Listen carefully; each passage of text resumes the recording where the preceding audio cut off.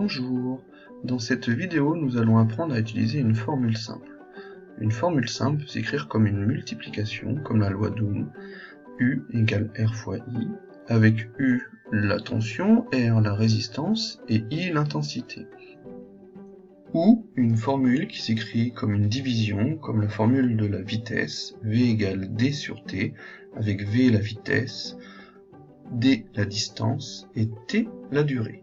Si l'on veut calculer la grandeur qui se situe à gauche de l'égalité, il n'y a qu'à appliquer la formule. Mais si on veut calculer une grandeur qui se situe à droite de l'égalité, il va falloir transformer la formule. La première chose à faire, c'est d'isoler la grandeur que l'on veut calculer. Dans ce cas, par exemple, si je veux calculer l'intensité I, je vais devoir enlever la grandeur R. Comme elle se multiplie à I, on va diviser de chaque côté de l'égalité par R. Comme U égale R fois I, je peux diviser l'égalité à gauche et à droite, et l'égalité restera vraie. Ensuite, je simplifie la résistance dans cette fraction, et j'obtiens U sur R égale I, soit I égale U sur R.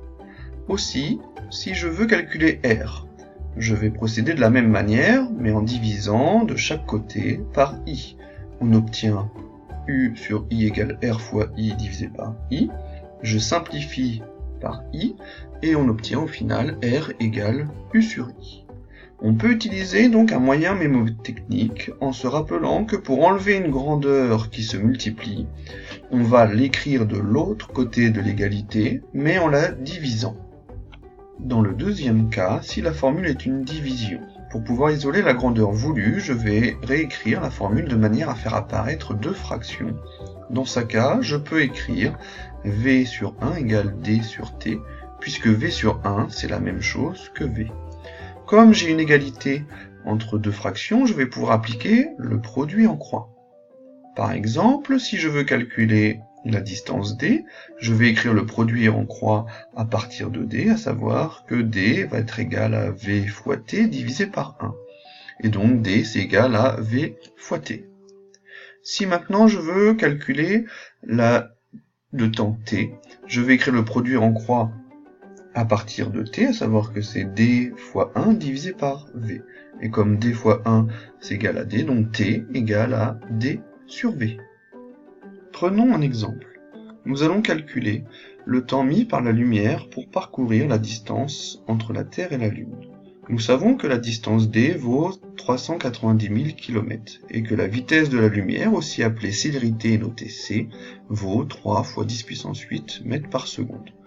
Nous savons que la vitesse est égale à D divisé par T. Et comme nous cherchons à déterminer le temps T, nous avons utilisé la méthode du produit en croix pour déterminer T, à savoir T égale à D sur V.